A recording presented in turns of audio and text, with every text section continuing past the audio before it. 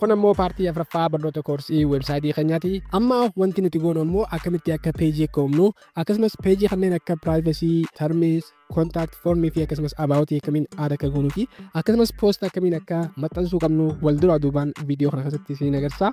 Obsaan hanga dhumaa daawwadhaan afeerraa kooti gara viidiyoo. Mee kallattumaan gara biloogii kiyyaa seenee haa isin agarsiisu. Isa biloogar poostii editingii kiyyaan hin seenaa. Haala kanaan naaf fidaa wanta takka maxxansee hin jiru jechuudha. Poosta kamiyyuu hin maxxansine hanga ammaatti wanti poosta dura godhuu qabnu maali? Peejii uumuudha.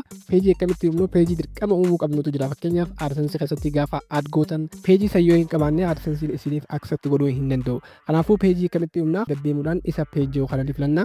Isa peejii kana gaafa filannu kallattumaan peejii hanga dandeenyu uumuu dandeenya. Haala kanaan erga filannee sana gubbaa kanatti new page isa jiru haala kanaan nu dhufa. Sana booda isa kana new page isa jiru ni filanna jechuudha. Kanaafuu peejii dirqama create godhuu qabnutu jira. Fakkeenyaaf takka faratti contact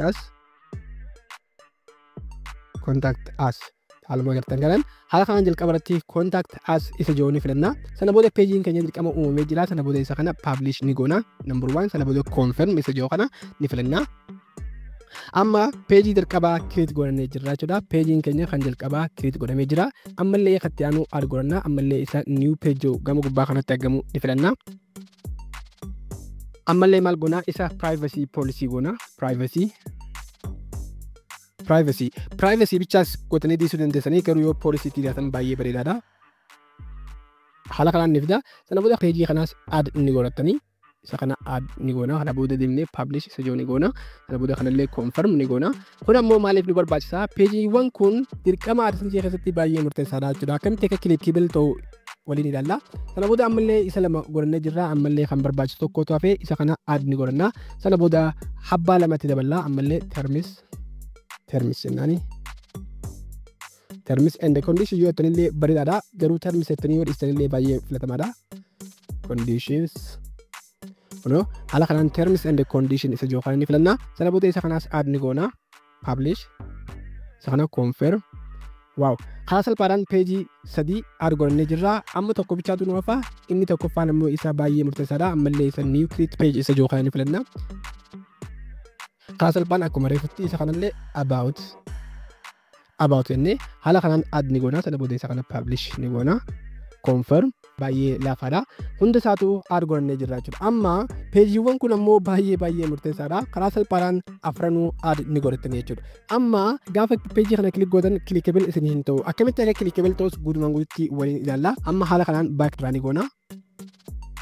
Sana booda jalqabarratti websaayitii keenya refresh haa goonu. Waaw, refresh gaafa goonu peejiin keenya asirratti hin mul'atu. Akkuma agartan peejiiwwan kanneen akka contact form kanneen kana fakkaatan asirratti hin mul'atu. Amma peejii garaa keessatti add goonee jirra waan ta'eef kanaafuu peejiin tokkolleen asirratti hin mul'atu. Kanaafuu kana mul'achuudhaaf maal goona?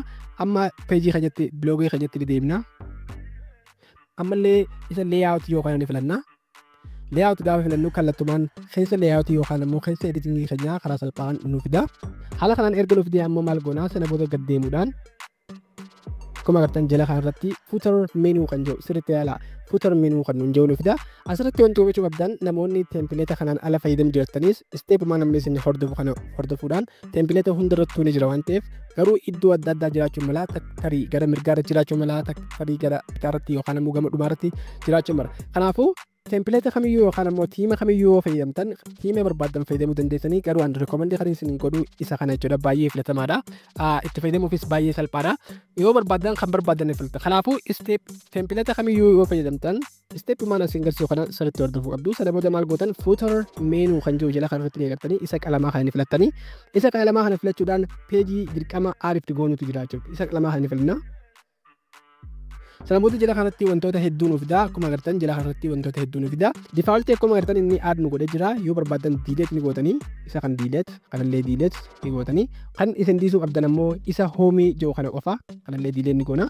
Kanaafuu karaa salphaadhaan peejii mataa keenyaa add ni godhanna jechuudha. Fakkeenyaaf peejii nuti asitti add goonu isa peejii keenya irratti add goonedha.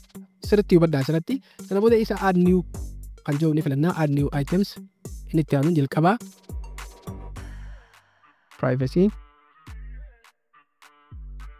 privacy policy. Wow, sana booda save yookaan ni filanna. Takkaffaaratti privacy policy add kan jiru ammallee ni goona. Baay'ee laafaadha. Terms terms and condition jettanii gaariidha garuu terms jettanii yoo dhiistan haala kanaan baay'ee bareedaadha gabaabsitanii yoo gootan mara kon qabu inni itti aanu immoo isa aadni wal goonaan malee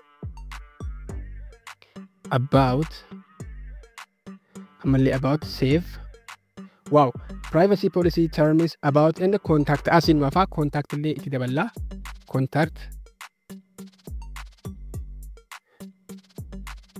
amma haala kanaan contact us yoo kanas goone save ni goona kana booda guutumaan guututti argannee jirra fakkeenyaaf formii qabuuf ammoo terms yoo dheerate baay'ee filatamaa argate jedha and condition amma haala kanaan ni goona sana booda save yoo kan ni goona amma asirratti yoo barbaadan maqaa iddoo qalamaa kanaan jijjiirachuu dandeessanii yoo wal duraa duubaan kaachuu feetan ammoo isa kana ol baasuuf gad deebisuuf jala kana bitaa fi mirga irratti jira kanaafuu yoo barbaadan fakkeenyaaf termisii kana gad deebisuu yoo barbaadan jala irratti haala kanaan ol deebisuu dandeessanii garuu privacy fi termisiin wal jalatti aanu qaba yeroo hunda yeroo gootan jechuudha waaw haala kanaan ni gootanii sana booda isa save yoo ni filattanii baay'ee salphaadha amma peejii keenyaa fi footar peejii keenya irrattis akkasuma akkuma peejii keenya irratti uumne footar meenuu keenya irrattis uumne jirra jechuudha karaa salphaadhaan kanaafuu maal gootan amma isa save yoo kana ni filattanii baay'ee salphaadha amma peejii keenya irratti eessatti akka nu dabalame guutumaan guututti waliin ilaalla kanaafuu karaa salphaadhaan maal goona amma view isa yoo kan goona yookaan ammoo isa kana seenee refresh ni godha karaa salphaadhaan refresh gaafaan godhu ammoo jala kanarratti footar peejiin kiyyaa haala addaa ta'een naaf addee jira jechuudha wow home about privacy terms and contact amma seera Google AdSense kiyyaa guutumaan guututti guuteetiin jira jechuudha amma wanti irraa eegamu isa kana clickable godhuu jechuudha fakkeenyaaf gaafaan about tokko bakka takka nan geessu block ta'ee jira akkuma agartan block ta'ee jira osoo linkii kanatti hin seenne waan barbaachisaa tokkotu jira ammallee gara blogger layout kiyyaan hin seena blogger layout yeroo hin seenu haala kanaan naafda amma maaliin godhaa peejii jalqabaa irratti isa add gadgets yoo kana isa kana niin filadhaa sana booda gad deemuudhaan maaliin godhaa gadumaan deema guys peejii nama isin garsiisu guutumaan guututti qabaachuu qabdan kanaafuu isa contact form hojii kana admin godhadhaa jechuudha kanaas kana booda mallattoo kana on ta'uu isaa mirkaneeffadhaa sana booda save isa joonii filattu jechuudha kunis namoonni gisee contact yookaan immoo isin qunnamuuf baay'ee isin barbaachisaa kun dirqama AdSenseedhaaf qabaachuu qabaachuudha kanaafuu gad deemtanii isa save yoo kana ni gootanii kanaafuu gaafa save goonuu karaa salphaadhaan add nuutee jira jechuudha contact formiin keenya add nuutee jira jechuudha mee fakkeenyaaf haa ilaallu save hanga inni naa ta'u ni ibsa waaw ta'ee jira sana booda isa refresh yoo kan filadhaa akkuma agartan iddoo kanatti naaf dabalamaa jechuudha yoo barbaadan iddoo feetan kaachuu dandeessanii garuu poostii keessan itti aanee taa'uu qabaa jechuudha kunoo akkuma agartan waaw karaa salphaadhaan contact formiin kiyya add naaf ta'ee jira jechuudha amma waa hunda guuteetiin jira garuu wantoota lamaan naafa amma gubbaa kanatti akkuma agartan peejiin gubbaa kanatti argamu home online AI application fi kanneen kana fakkaatanii jira garuu gubbaa kanarratti contact yookaan ammoo about ida'uu qabdanii jechuudha karaa salphaadhaan yoo barbaadanii dhiistanii garuu jalarratti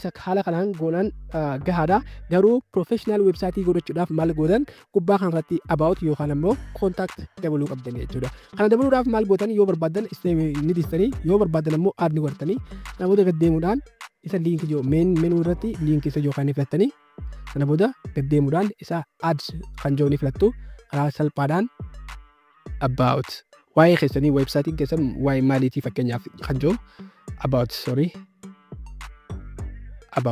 add ni godhatanii jechuudha karaa salphaadhaan amma isa save joo kan filattanii waaw waa hunda xumurree jirra jechuudha haala booda save ni godha amma website kiyya irratti seera isaa hunda guuteetiin jira jechuudha sirriitti hubadhaa guys amma seera isaa hunda guuteetiin jira amma wanti irraa eegamu immoo link godhuudha jechuudha fakkeenyaaf amma isa kanneen deebi'a kana booda refresh ni godha gaafa refresh godhu gubbaa kanarratti kan ture immoo aboutiin naafitti dabalamaa jechuudha yoo barbaadan immoo contact illee gubbaratti yoo dabaltan baay'ee filatamaadha akkuma agartan kunoo add godhadheetiin jira jechuudha amma waa hunda fixeetiin jira contact form privacy policy terms about contact fi kanneen kana fakkaatan fixeetiin jira amma linkii kana akkamitti akka clickable ta'u akkamitti akka goonuu nuuf ilaalla karaa salphaadhaan jechuudha amma jalqaba irratti osoo peejii irratti hin dabarree poostii akka maxxansinee waliin ilaalla akkamitti akka poostii maxxansinu karaa salphaadhaan isin agarsiisa AI fayyadamtanii maxxansuu ni dandeessanii karaa salphaadhaan yookaan ammoo iddoo barbaadanii takkaffaa irratti wanti isin gootan iddoo pilaastaa ni filattanii warri bilbila fayyadamtan ammoo karaa salphaadhaan biraawusarii biraa kanneen akka kiwi biraawusar Mrs. Browser fi kanneen kana fakkaatan ni jira dhiisanii fayyadamtan isa kanarratti canva.com canva.com jettanii haala kanaan search ni gootanii wanti isin fayyaduuf peejii keessan irratti poostii isin maxxansitan gaafa poostii maxxansitan footoo yookaan immoo imeejii bilisaan akkamitti aada akka godhatan isin barsiisaa jechuudha. Asirratti wanti hubachuu qabdan ChatGPT fayyadamtanis akkasumas sooshaal miidiyaa garaagaraa gaafa fayyadamtan poostii namaa guutumaan guututti copy paste hin godhina. Poostii copy godhachuudhaan iddoo takkanatti gootanii haala saniin edit gootanii poostii san maxxansitan malee gonkumaa copy paste hin godhina guys. Sirriitti hubadhaa. Copy paste goonaan ammoo websaayitiin keessan monetizing hin ta'u. Canva irratti ammoo wanti isin gargaaruuf Canvaan loogoo create gochuuf isin gargaara. Poostii gaafa maxxansitan suuraa isaan wal qabatan create gochuuf isin gargaara. Akkasumas loogoo fi waan adda addaa gochuuf isin gargaara. Fakkeenyaaf aan godhadheetiin jira karaa salphaan haala kanaan edit godhatanii download karaa salphaan itti fayyadamuu dandeessanii Canva haala kanaan itti fayyadamuu dandeessanii isa bloggerii keessatti deebitanii kanaafuu karaa salphaan gad deemuudhaan maal gootan isa post joo kan inni filattanii gaafa post filattan immoo poostii keessan new post gubbaa kanatti akkuma agartan ni filattanii asirratti sirriitti hubadhaa waan add godhuu qabdaniitu jira jechuudha. Fakkeenyaaf asirratti post gaafa add gootan karaa salphaan maal godhuu qabdanii fi kanneen kana fakkaatan. Fakkeenyaaf gubbaa kanatti taayitiliidha. Asirratti maal jettan fakkeenyaaf akkaataa maallaqa itti hojjetan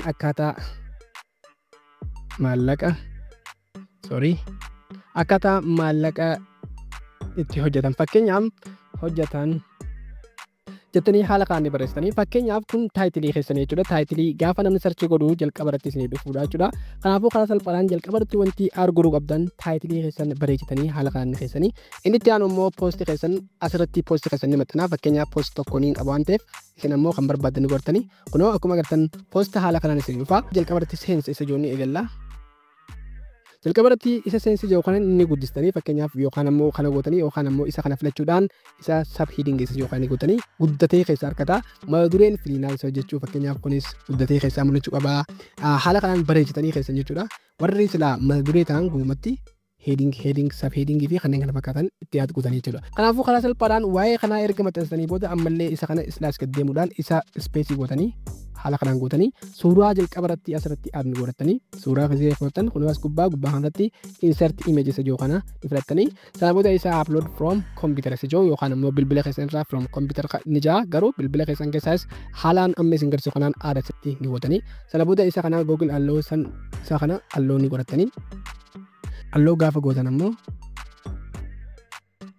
haala kanaan isa browser yookaan ni filattanii karaa salphaan imeejii teessan yookaan ammoo imeejii add Canva irraa fayyadamtanii yookaan ammoo iddoo feetanii fayyadamuu dandeessanii garuu Google keessaa isa firii ta'e malee fayyadaminaadha. Fakkeenyaaf takka add godhee isin agarsiisa pinjoo yookaan ni filadha.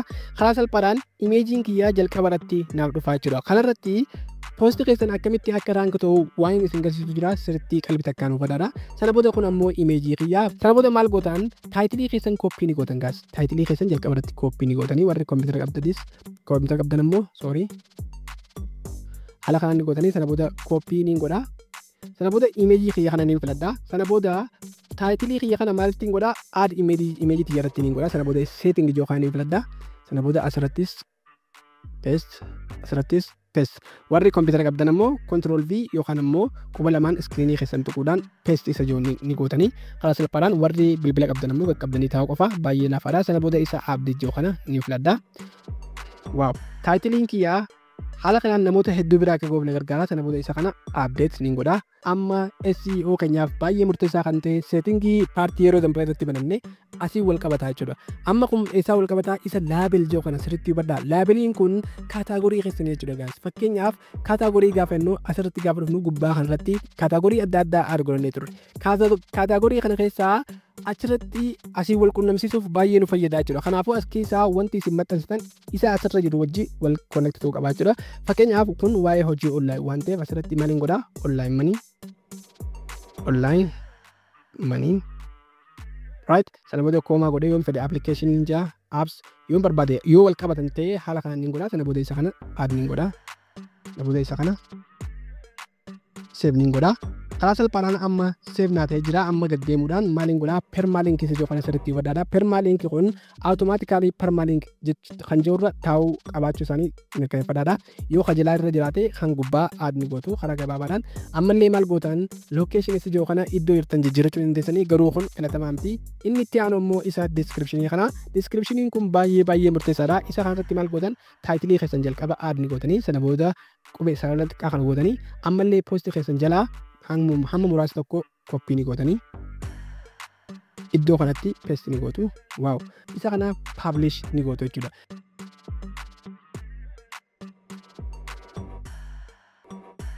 Postiin keenya jalqaba irratti argorannee jirra jechuudha.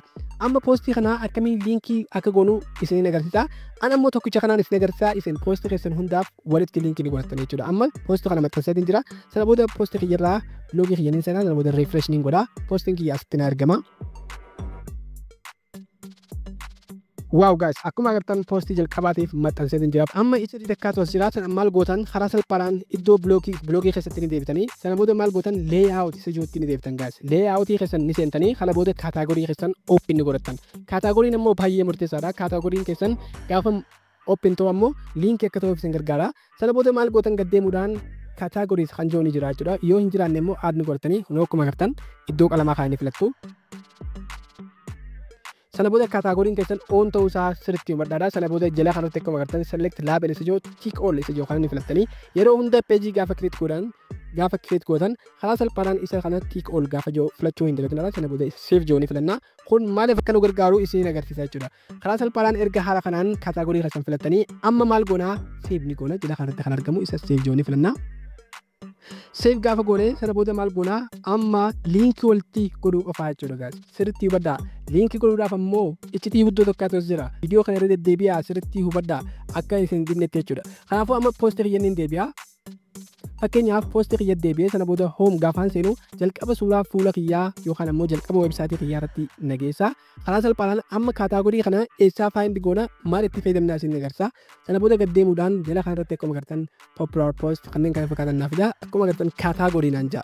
Kaataagoriin kun akkuma agartan poostiin amma maxxansu jalatti kaataagorii gaafaan ramadu karaa salphaadhaan asinnaa dhufaa jira. Fakkeenyaaf poostii kana irratti applicationii fi online jalatti ramadeetiin jira. Kun amma isin agarsiisuuf malee kun online bichaalatti ramadama. Kanaafuu karaa salphaadhaan maal gootan kaataagorii kana warri kompiitara qabdan quba lamaan filachuudhaan copy link isa jooni filattanii copy link address akkuma agartan copy naatee jira. Amma isittiin deebi'aa biloogii kiyyattiin deebi'aa. Karaa salphaadhaan biloogii kiyyatti gaafaan deebi'u biloogii kiyyatti layoutii ni seenaa. Biloogii kiyya keessaa layout gaafaan dhaqu layout keessaa immoo link isa joo kana akkuma agartan isa kana ni filadha.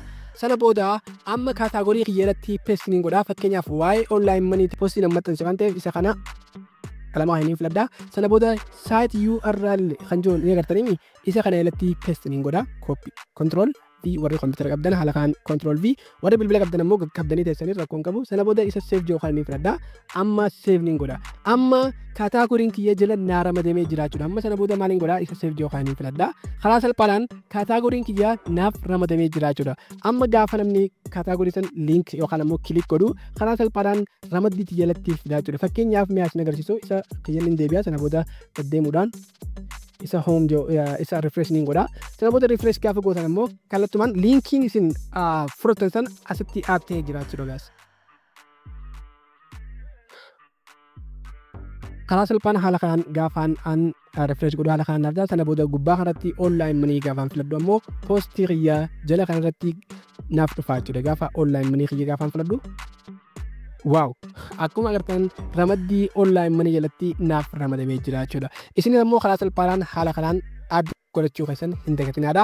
Haaluma kanaan peejii keessan hunda irrattuu haalaan amma isin garsiise kanaan add godhachuu dandeessanii hunda isin garsiisuudhaaf ammoo yeroon hin qabnu waan ta'eef amma peejii keenya karaa kanaan haala kanaan guutumaan guutti ni finna. Amma katti aanu ammoo privacy about policy fi kanneen kana fakkaatanii termii privacy fi contactiin ammoo baay'ee murteessaadha. Viidiyoo itti aanu keessatti ammoo karaa salphaadhaan akkamitti akka add godhan kan isin agarsiisa. Haga viidiyoo biraatiin walitti deebinutti ammoo nagaan naa tura.